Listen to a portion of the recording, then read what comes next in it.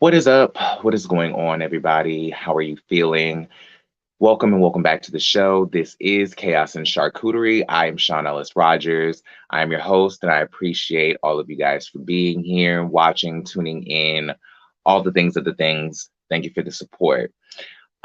Today, we are talking about a whole bunch of different things. We're going to be talking about Dear Abby. We're going to be talking about Will Packer and the sequel to the Girls Trip movie. We're going to be talking about SZA and her album, Soldier Boy and Megan Thee Stallion, NBA Young Boy. We're going to be talking about the Quentin Miller of it all.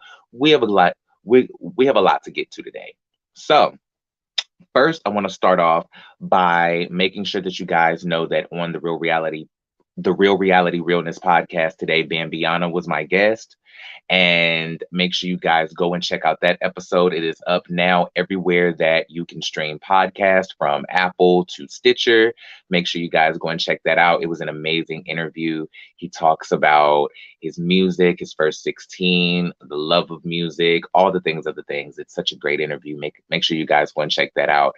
Tomorrow on the show, we're going to be having Britt from the podcast Oops, I Gossiped Again, which that is a complete giggle fest. It is nothing but laughs. It is nothing but good times. So make sure you guys go and check that out tomorrow as well. New episodes of the podcast air every morning at 8 a.m. Eastern, 7 a.m. Central. And yeah, that's Monday through Friday. Also, if you can't be a part of the live chat and the replay crew when it comes to Chaos and Charcuterie, I also put the episodes up on the podcast now so you can listen to everything going on.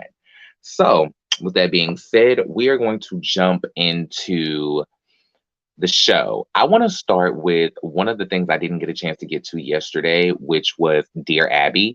I didn't realize Dear Abby was still like in existence. I did not realize that it was still a thing and that it was still something that people, wrote into, and that, there was still people doing this. It's crazy, right? So what I want to do is go through a Dear Abby letter, and I want to read the letter, read her response, and kind of just chime in and give my opinion on what I would do in the situation that is being spoken about in the letter. So let's dive in. Dear Abby, when I was 13, my 10-year-old cousin let a boy we did not know well into my house. Nobody else was there with us. He told her he wanted to make out with me, and he came upstairs. I confronted him and told him to leave. Later on, I told my mother about the incident. I would thinking I would be commended on my bravery. Shortly after, against my will, she insisted my aunt, a hairstylist, cut my long hair up to my chin. I sobbed during the entire ordeal. My hair had given me confidence about my looks, which I needed because I was large chested and embarrassed about that at that age. By cutting my hair against my will, my mother made me no longer trust her and think she didn't love me or like me. In later years, I realized she may have done it so I would not attract boys and there would be less risk of my being harmed by a boy like the one that got into our house. If that was the case, she would have sat me down and explained that the boy could have hurt, R-worded, or even not alived me. I am giving her the benefit of the doubt. Recently, my aunt and I had a falling out, and I remembered she was the one who actually did the cutting. And I'm feeling resentment towards her after all these years. I would like parents to know that cutting a teenager's hair at such a vulnerable stage of their development should not be a punishment. It is disrespectful and oversteps a child's boundaries. Am I correct in my thinking? Signed, Still Remembers in Virginia. Dear Still Remembers, yes, you are. Your mother punished you for being an attractive young girl, which wasn't your fault.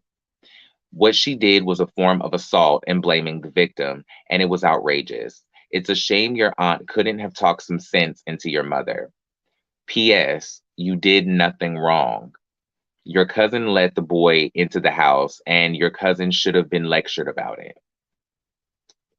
Okay, So going with that, yeah, I agree. I think that the mother shouldn't have cut the child's hair. I think that what does the child's hair have to do with the child's safety being put in risk, not by her own actions?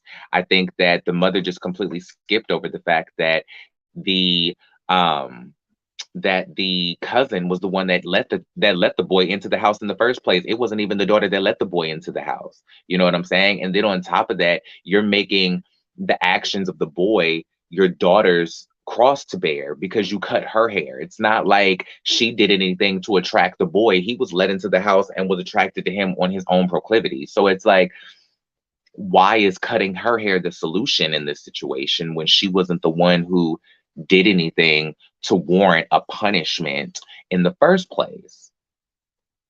Um, can I see the intention and the benefit of the doubt that she did give her mother, saying that she wanted to believe that her mother was trying to help her by cutting her hair so that she wouldn't attract boys and she would have less chance of being harmed in that situation? Sure, I can, try to see that line of thinking. I just think that the actions that were executed in that thought process were more damaging to the child than encouraging or helpful or empowering. And then on top of that, there wasn't, from my understanding of the letter, any real conversation about what happened to her. There wasn't any real understanding or real kind of providing of a safe space for her to be understood or heard in that moment. She was actually punished for doing what she was supposed to do. And she was punished for being put in a situation against her will twice. Because when you think about it, her cousin let a boy that she didn't know well into the house. That's putting her in danger once. And then that boy that she let into the house put her in another dangerous situation trying to SA her. Do you get what I mean? So why is cutting her hair why is cutting her hair the solution here? You know what I mean? Um, it seems very vile. It seems very aggressive towards the child. And I don't think that that is a proper solution in any context of that situation. I don't understand it. So I'm with Abby on this. I definitely think that more of the fault should have been placed on the cousin for letting the boy in the house in the first place. And, had the boy never been brought into the home in the first place, you would have never been put into that situation. So it's hard for me to understand where the connection is between the boy coming in, assaulting you, and then you being punished by having your hair cut. Doesn't really make any sense to me. Another note that I do want to slide in there, though, is that um, I hope that we get out of the notion of attaching our confidence to our hair. I know that a lot of us do that.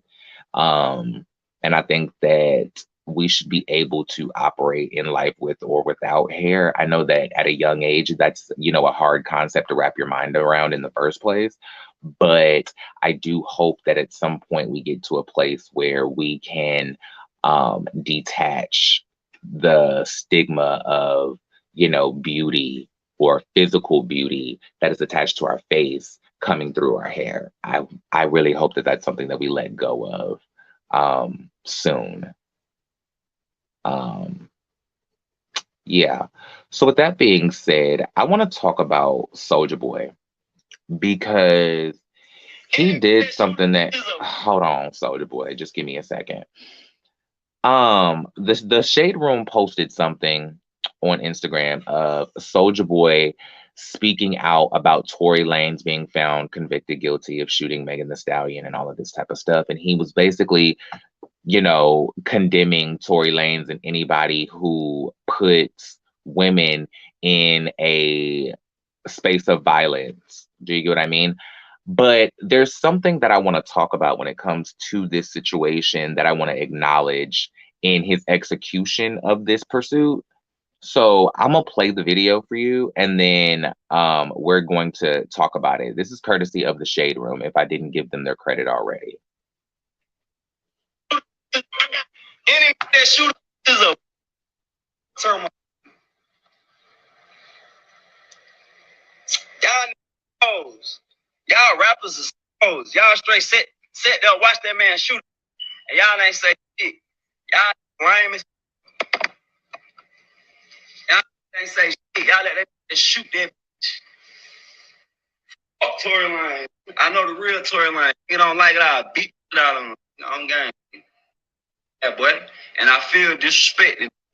Don't never get on one of my beats rapping on time. Is stealing my swag, rapping on my beats, rapping off my flow, rapping out, man. Get up, man. Get the fuck out your ass in jail now. That's what I'm saying. Don't be rapping on my beats, bro.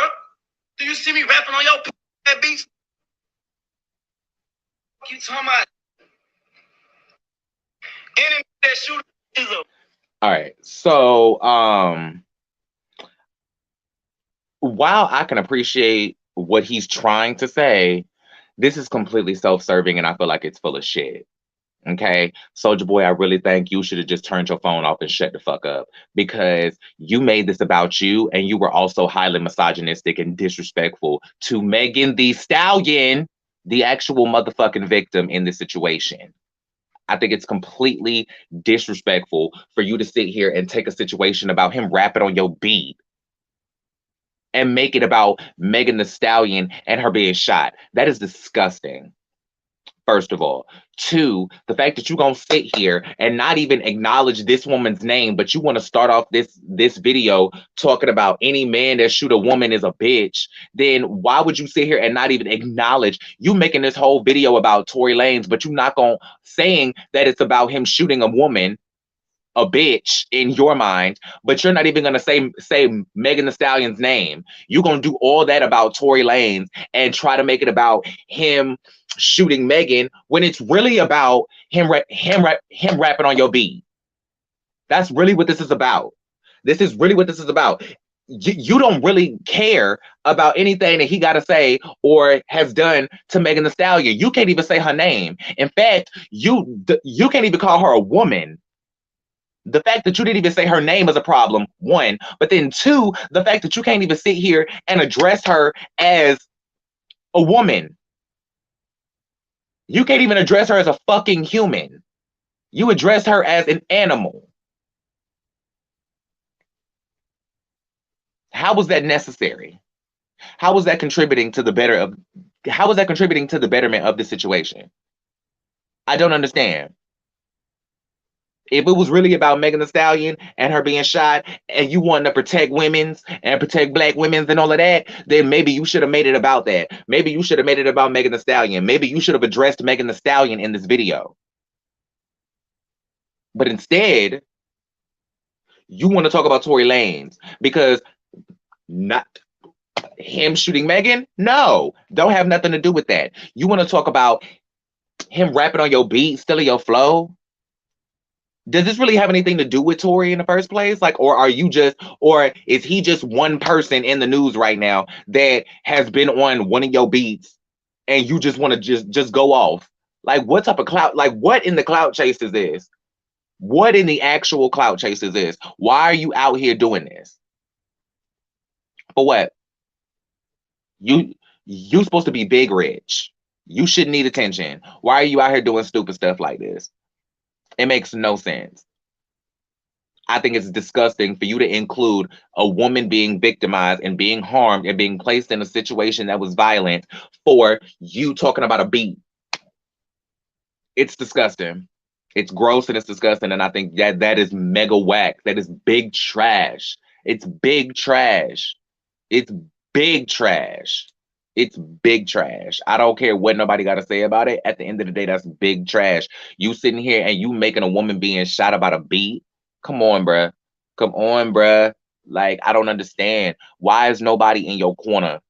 Why is nobody in your corner telling you better? You ain't got nobody around you to tell you that was a whack idea. You don't cross-reference your decisions with nobody like this before you decide to put your reputation in jeopardy, because at the end of the day, it's just going to be more people clowning you.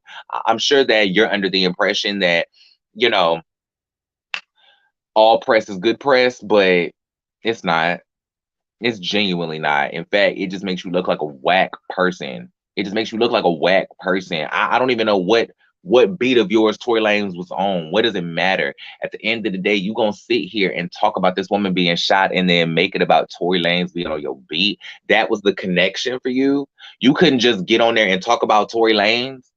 Why did you have to connect Megan Thee Stallion and her situation and him shooting her to him rapping on your beat and stealing your flow and whatever else you got going on over there? Why do you have to connect one to the other? Leave Megan alone. You didn't even address her, but you gonna sit here and address her like you gonna sit here and reference her as a bitch, like she's just some random person in the room that doesn't even matter. But yet you're calling yourself condemning him for shooting her. Yet you're disrespecting her in the process. So what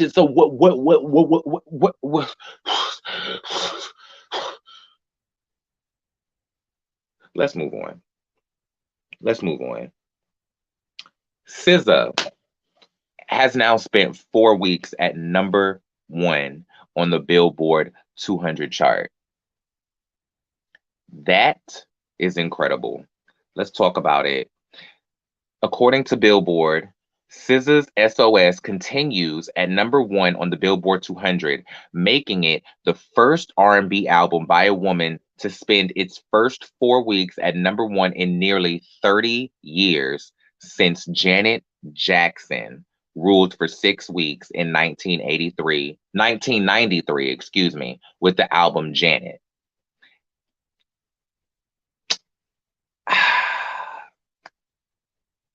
Greatness. Absolute greatness. Congratulations, SZA. You're doing amazing things. The album is crazy. Make sure y'all guys go stream and support and let me know what y'all think about the album. It is a beautiful project. I am so happy for you, even though, I feel like there was a lot of contention and issues surrounding the project. I'm happy that throughout whatever conflicts and issues you did go through with the project, that you're reaping all the benefits that you deserve from your work. So, congratulations, SZA. I'm so happy to see this resurgence in R&B happening. Summer Walker had a hit album come out last year or earlier this year. No, it's January. Had a hit album come out last year. Shout out to Summer Walker's album. Like, I love seeing women of color in music thriving right now. I love seeing female rap being the dominant source of rap music that people are engaging with right now. I love seeing R&B having this resurgence and people giving it the respect and the support that it deserves. I love seeing that. Shout out to SZA, because that's incredible. Make sure y'all go stream SOS. Let's talk about Will Packer, because he did an interview recently and he was speaking about Tiffany Haddish. He was asked about Tiffany Haddish and her allegations and things that were ultimately dropped against her, and the hesitation that people have with her participating in a Girls Trip sequel, if that were the case, right? So let's go see what he has to say on that. This is from the Jasmine brand, by the way. I'm going to hold the video up to the screen, but I want to officially say that it's the Jasmine brand so I can vocally give them their credit. That were made that since some allegations that were made that since been dropped. Mm-hmm. You see the situation that happened with Jada and Will at the Oscars. We'll touch on that a little later. And Tiffany says, everything that I had is dried up. You feel comfortable that you're gonna be able to go to a studio and say, look, we're gonna do this movie. I need the original cast. I do. I certainly hope so. I think that, we are in a time period where there's not a lot of nuance. Right. It's just black and white, and the reality is that we live in a gray world. And I think that, she's very talented, obviously very remorseful, and has come out and apologized. And so I certainly hope so. And I certainly would advocate for her. Girls Trip 2, I can't make it without her. Because I don't know who you can cast in that role. It would feel very obvious that you didn't have her. Right. So we'll see how these things go. But it is I always tell people that it becomes a tricky conversation when you align the art with the artist so much and you don't have a separation between art and artist. Right. And that doesn't mean that you justify bad behavior. It just means that sometimes, I'm not even talking about Tiffany, I'm talking about in general, you have to look at the art, Right. And you have to judge the art. And then you can also judge the artist. And sometimes one doesn't work. You know what I mean? You can't enjoy the art because you don't like the artist. That's fine. Right. But you do have to have a separate conversation between art and art. So when you talk about the art, Girls Trip 2, I would definitely want those 4 ladies. Right. There are some allegations that were made.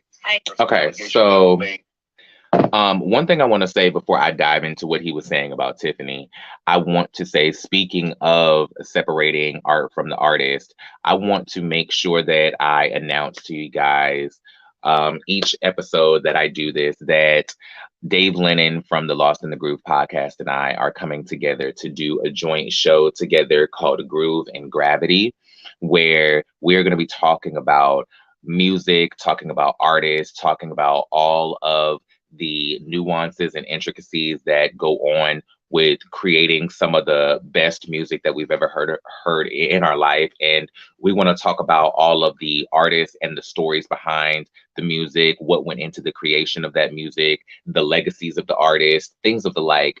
And so our first season of the show is going to be about separating the art from the artist. And we're going to be having a conversation about 2 very controversial artists that people keep having a conversation about separating art from the artist because of situations that they've gone through in the press, legally, things like that. We'll be announcing that as it gets closer to it, but make sure you guys stay tuned for that. We're actually going to be launching that in March. So make sure you guys keep looking out for Groove and Gravity. We'll be making more announcements. I'm going to keep talking about it, but I wanted to piggyback off of what Will Packer said and make sure you guys tune in for the conversation that we're ultimately going to have about separating artists from art. And yeah, stay tuned, because what we got coming is going to be very interesting. And I think we're going to be kicking off this show with some real heat. So Groove and Gravity with Lennon and Rogers coming in March. Stay tuned. Back to the point about Tiffany Haddish. I think that there's really not much to say about it because the allegations against her were ultimately cleared. Do you get what I mean? She was ultimately like absolved of wrongdoing in the situation. So I don't think that there should be a place where her situation should be drying up, and that, you know, she should be going through this because of the fact that like she's had, like, her case has been dropped. Like, we just sat here and went through this with Johnny Depp. As soon as the allegations against him were cleared, people started calling his phone right back. So, like, I don't understand why there's even a conversation about questioning, is she going to be in Girls Trip 4 or Girls Trip 2, excuse me, because of, you know, the absolution of her, you know, involvement in the situation. So that's something that is confusing for me. It does raise a question for me. It does make me wonder in that regard. I wonder if people are having as much hesitation about wanting Jada Pinkett Smith in the second Girls Trip movie because of her involvement with Will Smith and the whole Oscar slap and all of that. And I wonder if, you know, because people were holding her accountable to a certain degree for his behavior in that situation. And, you know, she was held to an interesting standard of responsibility for a grown man's actions in that situation. Do I think that she's completely absent of, do I think she's absent of having a part in this situation when it comes to the whole Oscar slap? No, I definitely think she does have some involvement, but I made videos on that on my YouTube channel. Make sure you guys are subscribed to JorjaCarolina, Jorja, spelled like Georgia Smith, and Carolina spelled like both states. I did videos on that when it first happened. So you guys can go and watch all of my commentary on that. I did 3 videos specifically. One that was focusing on Will Smith's responsibility in the situation. I did another one based on Chris Rock's responsibility in the whole situation. And then I did a video that was based on Jada Pinkett Smith's responsibility in the situation. And I talked about the nuances that play into all 3 perspectives when it comes to who contributed to that situation and how much can people blame who for what. So thank you so much, Gabrielle. I really appreciate that. That's really sweet.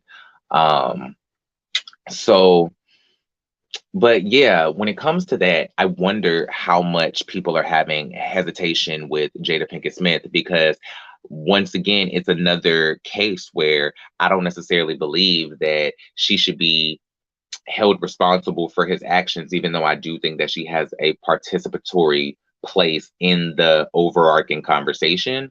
Um, I don't think that she should have any hesitation placed against her. Like, I don't think that people should be like, she shouldn't be in Girls Trip 2 because she laughed when Will Smith slapped Chris, or Will slapped Chris, so she shouldn't be in the movie because that's not what the movie should represent. Like, one has nothing to do with the other, and I think that that involves that conversation of separating art versus artist that Will Packer was speaking on. Make sure you tune into Groove and Gravity in March.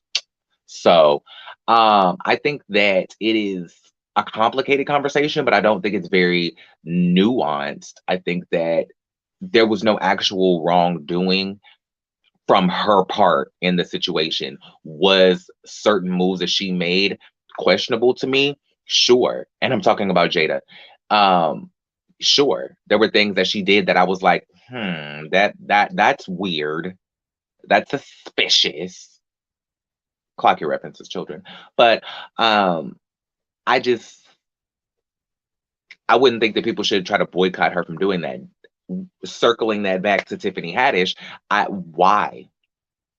Why would people not want her in this movie? She wasn't found guilty of anything. She wasn't held against. She was criminally found, or she was legally found not responsible. Does Is it just strictly because now that you have that associated with your name and attached to your reputation, now all of a sudden do people not want you involved with projects anymore? Like, just because, like, this goes back to that cancel culture conversation and people wanting to cancel you simply for accusations. And it goes back to part of the reason why I did my open letter to Crystal Kung Mingoff on my podcast, Real Reality Realness, 5 days a week. Go and check that out everywhere that podcasts are streamed.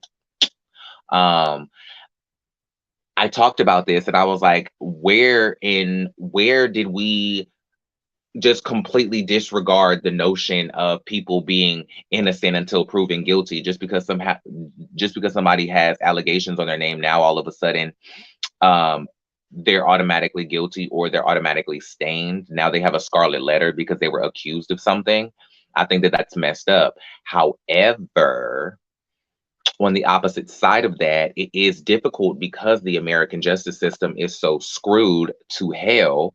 Just because somebody was found, excuse me, just because somebody was found, look, good goodness, just because somebody was found not guilty of something doesn't necessarily mean that they didn't do it. I just sat through 6 seasons of How to Get Away with Murder, and I have personal connections to people who can tell me with certainty that that show was not that far off from reality.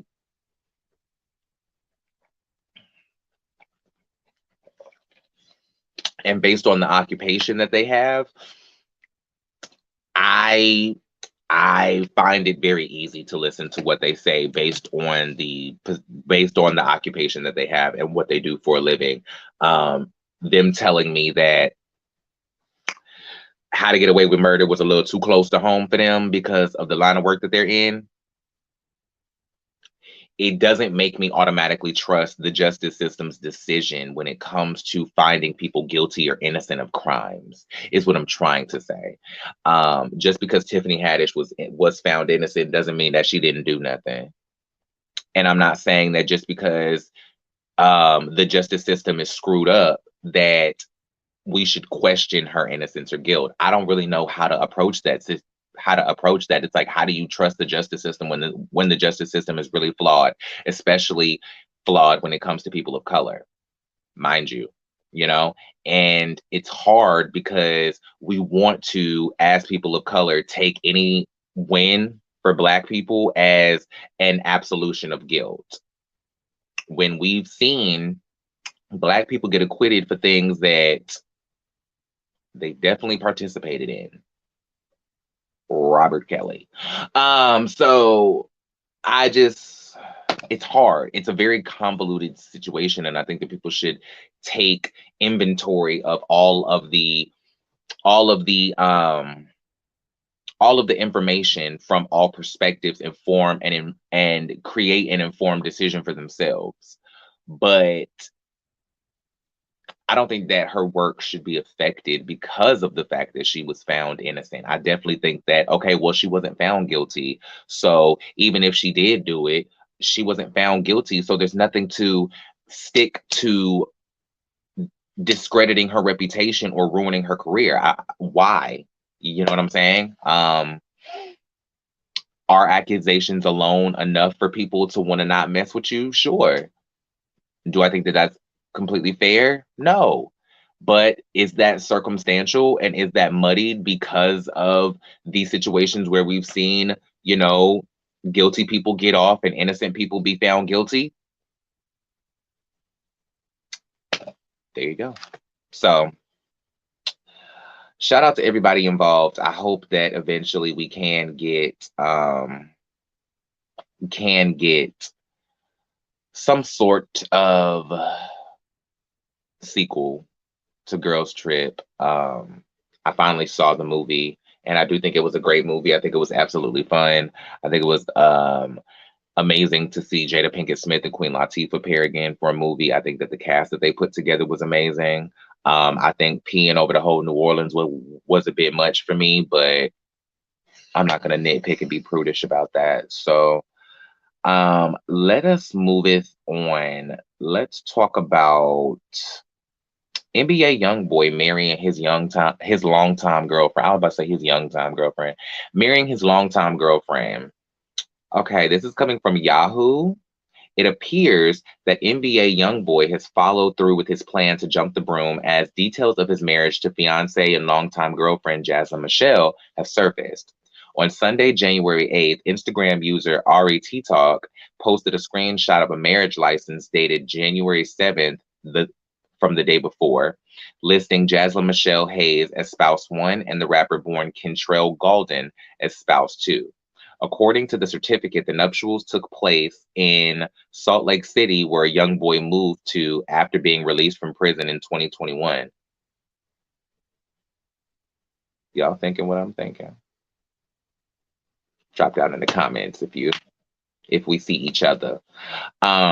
The 23-year-old artist, who shares 2 children with Michelle, previously announced his intention to get married in the new year during an Instagram live stream back in November.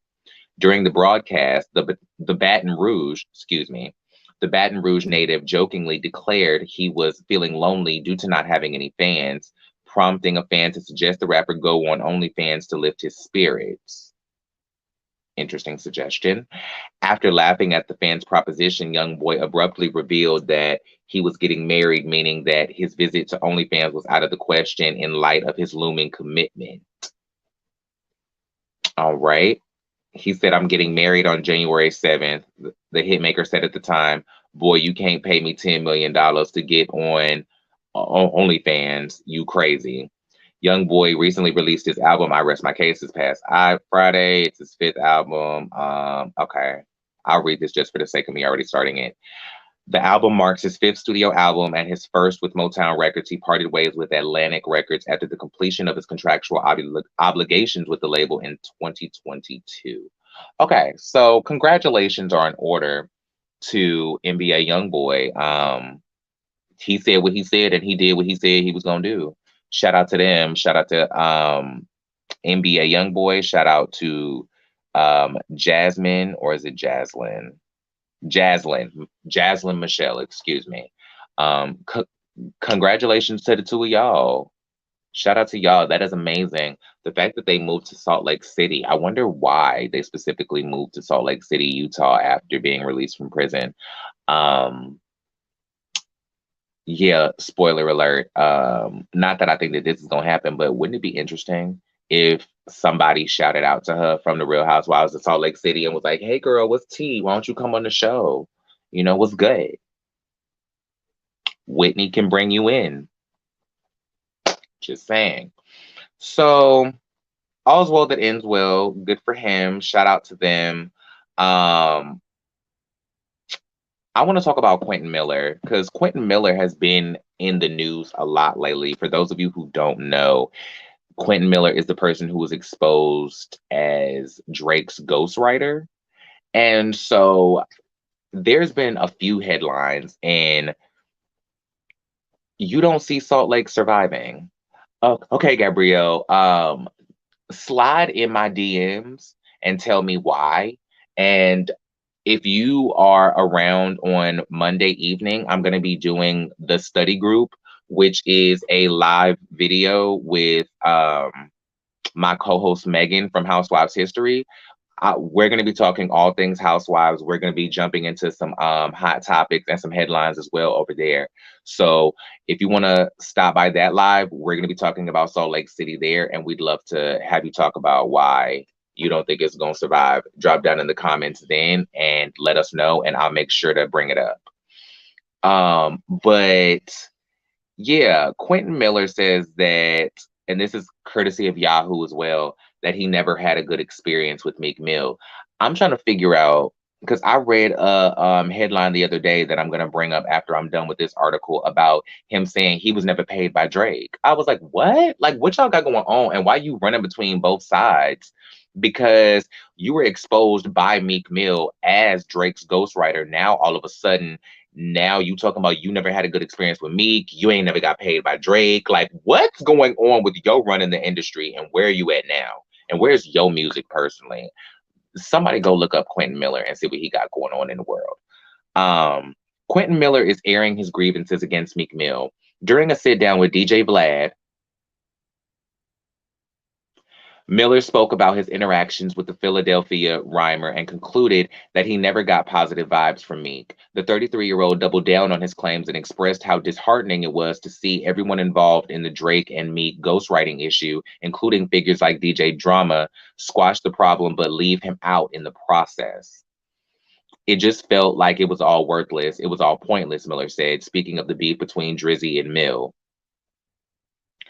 Honestly, the Meek thing, I never had a good experience with Meek Mill. I remember one time Rick Ross had Mac, Wedding Crashers, and me had us pull up to the Promised Land, and Meek just so happened to be there, and he was just mugging me the whole time.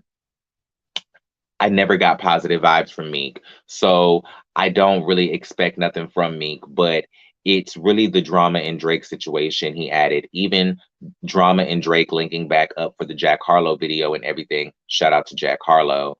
His words, not mine, but shout out to Jack Harlow.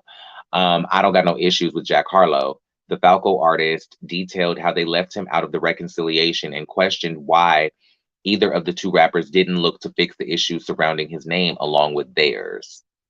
But it's just like, damn, how do y'all do the reunited We All Good without QM? Like, I'm literally at the center of the whole thing, he said. Then he went on his interview with Rory and Mal, and he was just talking about me in past tense. You know, hey man, he was the only one, and sorry it happened. But you're the biggest entities in music. Drake is probably the biggest entity in music. Y'all have the power to fix that. Why are you acting like you don't? And why are you talking about it this way? Unless that's the way you want it to be. And if that's how you want it to be, then why? Miller spoke to DJ Vlad about the horrible publishing deal he had with Tricky Stewart and explained how the deal had financial restrictions that prevented him from getting paid for his work with Drake during the If You're Reading This Is Too Late era. Oh, so they're combining the stories. Nice. I get to cover two birds with one stone. I never got a single publishing check off of any songs, he said. I had to feed my family off of getting paid under the table in that situation because Tricky and them wouldn't let me go. I didn't get out of that deal until 2019 and 2020. I signed in 2011. I had to let a lot of things go to get out. And you can watch the interview on DJ Vlad. But I don't know why this is an article. Why are we talking about this man's vibes with another man? Like, for me, the conversation really lies around the conversation of Drake, because Drake was the person that he was, working with professionally. Drake was the main person that, he had the more consistent working relationship with. I don't understand why the conversation isn't more so about that and why he's talking about he never got good vibes from Meek Mill. Okay, so what? So what? Like, there, and especially because there's not a greater story to detail about that. There's not more to say about that. I don't understand why we're even talking about this. I think that there does need to be a conversation about why there was an absolution or um, a what's the word I'm looking for? An omission of him from the reconciliation between Drake and Meek Mill. I think that he was definitely at the center of the situation. Like he said, I definitely agree with that 100%. I just think the angle of the article doesn't really make any sense when it comes to what this situation is really about. But yeah. Gabrielle, I have not seen the interview with Jaguar Wright yet. I have to really get caught up on all of that because she seems like one of those people that's been running around doing a lot of talking on the internet about a lot. And so I haven't really had time to zone in and figure out what her story is or what she's actually talking about. But if you know more about it, you can definitely drop down in the comments right now and I'll read and talk about it here. Because this show right here, Chaos and Charcuterie, is for me to talk about everything that isn't Housewives and Drag Race, because I'm doing a I'm doing a video and an episode of my podcast for RuPaul's Drag Race with Giselle from not Potomac, but the Who Asked Me podcast. So make sure you guys tune into that on Mondays. But any other topics, I definitely will talk about here. She makes all the tea on everything. I have no idea what she's been talking about. I've been seeing a lot of interviews that she's been doing, or I've been seeing her a lot in the, T channel space, the stuff like that. But I don't really know much about that specifically. You know what I mean? But shout out to her. If anything is interesting in her interviews that you feel like I should be talking about, let me know. But I just hope that Quentin Miller gets some sort of resolution that he needs in this industry because of the fact that he was just doing a job. Quentin Miller was just out here writing lyrics and making music, minding his business. And the fact that he didn't even get to reap the benefits financially or in terms of longevity when it comes to that situation really is the real kicker in this situation, because it's like, dang, like he can't even have anything to show for a time. He doesn't even have anything to financially show for a moment where he was at the height of his life and the lowest at his life at the exact same time period. I think that that's really sad. I think that that's really messed up, and I think he deserves justice in that. And I think that the people who need to be held accountable is Drake and his team. However, OVO has been known to be accused of having like shady business practices when it comes to the handling of artists and people that they work with anyway. So I don't know. I really don't know. I think that there's a lot that can be said in that situation because OVO has really been accused a lot by several different people of utilizing people for their talents and how they can benefit Drake and whatever he's trying to push in the moment, and then and not really caring about the growth or the real trajectory of the artists that they're signing. It seems like from what people are saying, OVO is a company that signs people based on what they can contribute to the overall narrative of Drake's trajectory. So, if that is the case, it really makes me question why people continue to do business with Drake. Because if OVO is a place where people are basically getting used for what they could contribute, getting used for their hot song at the time, like the song Tuesday. It's been rumored in the zeitgeist that Drake pretty much just used him for that song, used him for the streaming and the profits of that song, used him for the groove at the moment. And then speaking of groove, hey Dave, well, what's up? Um, and just kind of left him in the dust. There's other people that I can talk about, but I can't remember what I was talking about. All right, cool. Um, but it's interesting. I just want him to find some sort of peace with that. I really want him to find some sort of peace with that. Because it ain't fun for me. I don't really like that. I don't really like that at all. Um, because he did contribute to some great music, and now like his contribution to that is not only not benefiting him, but it's also simultaneously kind of being erased because he wasn't included in the reconciliation, and they done gone on with their life like it ain't nothing. Like it's crazy, but I don't know. I really don't know. I really genuinely don't know about that. Um, let's see what else we got. I'm glad that they did mention the situation with him not being paid for Drake's music, because I did not want to have to dig through my notes to try to find that interview and that headline at the same time. Um, let's talk about Don Cheadle and the fact that Marvel gave him like literal seconds basically to decide whether he wanted to take Terrence Howard's job or not.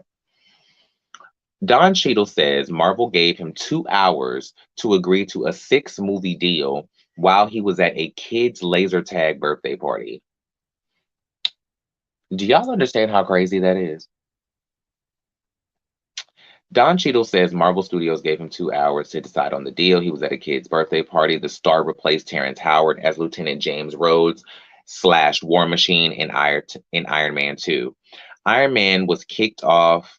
Iron Man, which kicked off the Marvel Cinematic Universe way back in 2008, starred Terrence Howard as Tony Stark's best friend and confidant, Lieutenant James Rhodes. But when Marvel Studios offered Howard only $1 million to return for the sequel, the actor chose not to return. He later claimed that Downey Jr. took his paycheck. Makes sense.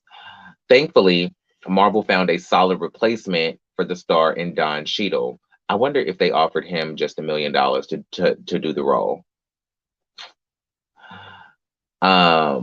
The Ocean's 11 and Hotel Rwanda actor has played Rhodey, aka War Machine, in 7 movies and appeared in 2 Disney shows, The Falcon and The Winter Soldier, and What If. But speaking to GQ recently about his career, Cheadle said that the studio gave him only 2 hours to agree to a 6-picture deal ahead of Iron Man 2. The actor recalled that he was at a birthday party for one of his children when the call came through. I was at my kid's laser tag birthday party, he said. They called me and said, "This is what's happening. We're giving you the offer. If you don't say yes, we're going to the next person. This has to be, and this is going to be, and this is going to happen very fast." So they said, "Why don't you go ahead and take an hour and decide if you want to do it?" The actor said he wasn't told much about which projects he'd be in aside from a few Avengers movies. He recalled Marvel telling him, "This is what it is, so you kind of have to say yes or no." He said the studio also didn't tell him what he could expect from War Machine's arc in the MCU, saying only, "We don't know any of that, but this is what it is, so you've got an hour." Cheadle said he talked through the offer while playing laser tag before accepting. I love that for him. "We played laser tag for 2 hours, and I was talking to my wife, and we just kind of thought about it and talked to my agent and tried to get as much information as we could," he said. Though Rhodey is a full-fledged Avenger, he's always been Iron Man's sidekick, but he's set to lead his own movie in 2024 called Armor Wars. The star also teased what to expect from the movie. In every successive film, he's coming more and more out of Tony's shadow and becoming his own person, Cheadle said. But I still think we haven't really figured out who he is and really dug into that. So that's what this movie is for. The original article comes from The Insider, but was posted on Yahoo. That is insane to me. I did not realize that Hollywood has a tendency to work so intensely and quickly when it comes to making decisions like that. I've heard things, but I didn't realize that it was like that intense, especially with that little information. Um, it's very interesting. I think what added to the complexity of him being offered that deal was the fact that he was replacing Terrence Howard. And so I'm sure that the production was kind of already in place and was fixed with him in mind. And then once he decided to leave, they had to hurry up and replace him to meet deadlines and do things like that. So I'm sure that that added to the overarching narrative of him only being given an hour or so to do it, um, to to to decide whether or not to do it. Based on what I am deducing from this situation, I think that he definitely doesn't regret saying yes to it in the end, which is great for him because I think he took a leap of faith and it ultimately ended up with him getting his own vehicle with Armor Wars. So that's exciting. I think that it's going to be really interesting to see Don Cheadle in a full-fledged, starring role as a Marvel character. It really is making me personally want to get back into the Marvel movies and get back into the Iron Man narrative. Because I'm really not as familiar with the MCU as I am with the HCU, if you will. So that'll be very interesting. I think it's crazy to hear, though. I'm like, damn, 2 hours, and then you at your kid's birthday party. This is the kid's birthday party. Like, and that's very interesting how inconsiderate they are in Hollywood about stuff like this. I have time for one more story, and I'm gonna talk about The Weeknd, and this is coming from the Hollywood Reporter, and he's talking about his deep connection to the Avatar sequel, The Way of Water, and he's also speaking on being shortlisted at the Oscars. Okay, so um, basically, let's get into it. The Weeknd remembers seeing Avatar for the first time in 2009. He was 19 years old and feeling blue. Watching the film was like a ray of light. That was probably the darkest time of my life, the Canadian singer tells the Hollywood Reporter. I was homeless, pretty much. I had dropped out of school. I didn't know if I was going to succeed as a musician.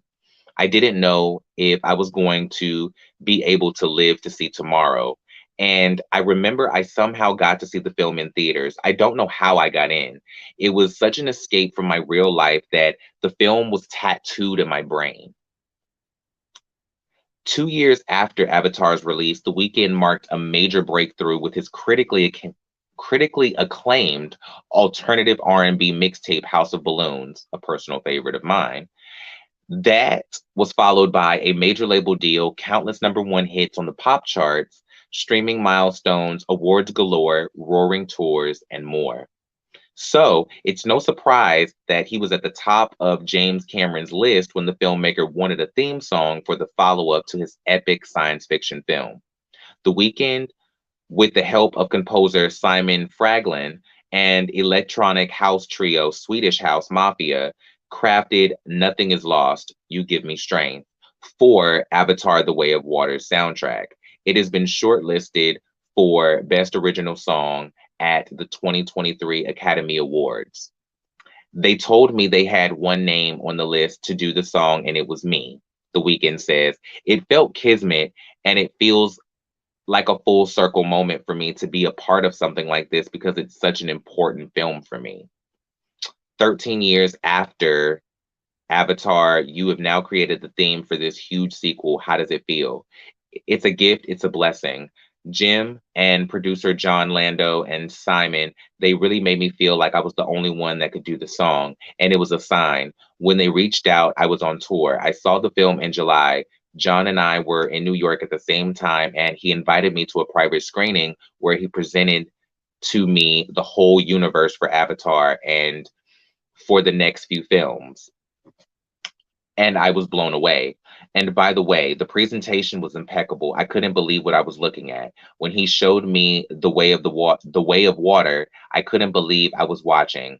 I couldn't believe what I was watching. James Cameron is truly someone we need right now to give us the ultimate cinematic experience. By the end of the film, I was inspired. I was so inspired that the song was pretty much writing itself. That is the type of thing that I want to manifest in my own career. Um, I don't know what that moment would look like for me personally. What would be my full circle moment? I think that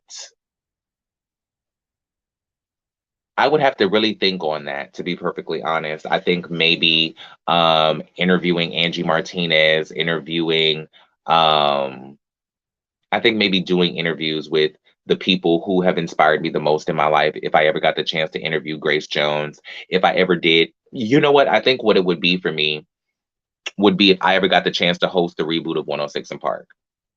I think if they ever rebooted 106 in Park, that would be my full circle moment in my career, because growing up, 106 in Park and Rap City the Basement they were two very impactful shows on my life, because that was a very direct presentation of what I wanted to do with my life. I wanted to be AJ from 106 in Park. I wanted to be Tigga from Rap City the Basement. I wanted to be Carson Daly and Lala from TRL. So I wanted to be Angie Martinez from, the radio. So for me, if I ever got to work with those people or interview those people or fill those shoes as being a host of 106 in Park, I think that would definitely be the most full circle moment. I think that would be me creating the theme song for a new Avatar movie in the Weeknd's world. I truly am so glad that he got to have that experience, because I think it's rare that people get to manifest not only the vision that they want for their life, but also get to go back and pay tribute to the things that influence them or help them get through the rougher times to get to those moments. So cheers to that, because I don't think that moments like that happen enough. And I don't think that I don't think we get the opportunity often enough to go back and extend the gratitude that we have to our inspirations and to our muses. I would love to have a conversation with AJ and Free one day, just to first and foremost say thank you for giving me a full-blown presentation of what I wanted my long-term career to look like, and to show me that what I wanted to do was possible. As a Black person, it means the world to me. Big Tigga is truly one of those people who truly means the world to me, because he was one of those people that also really impacted my life. Seeing, I loved Rap City. I loved 106 in Park. I loved AJ and Free so much. Terrence J and Roxy as well, of course, but AJ and Free were like the originals. They are the GOATs. They are the people who were the archetypes and the visionaries of what I wanted to do. And I love them so much. So with that being said, shout out to The Weeknd, and shout out to every single one of you guys for watching. That has been our show. I'm about to wrap up and get out of here. I appreciate y'all so much for being here. Make sure you guys check out my episode with Bambiana today. Make sure you check out my episode with Britt tomorrow from Oops, I Gossiped Again. I'm recording a new episode of Housewives History with Megan Eady tonight. So look out for that episode tomorrow of Housewives History. And yeah, make sure you guys subscribe, like, hit all of the notification bells, follow me, do all of the things. Y'all know what y'all know what y'all favorite content creators tell y'all to do. Do all of that. I appreciate you guys so much. Chaos and Charcuterie 5 days a week. If this doesn't save on Instagram Live, it will be on my YouTube channel, JorjaCarolina. Georgia spelled like Georgia Smith, Jorja. Carolina spelled like both states, North and South. yeah, subscribe to the podcast everywhere podcasts can be streamed. Um, yeah, that's it. I love every single one of y'all from the bottom of my green heart emoji. Keep the mess in the message and misbehave yourselves. I'll talk to y'all later. Peace.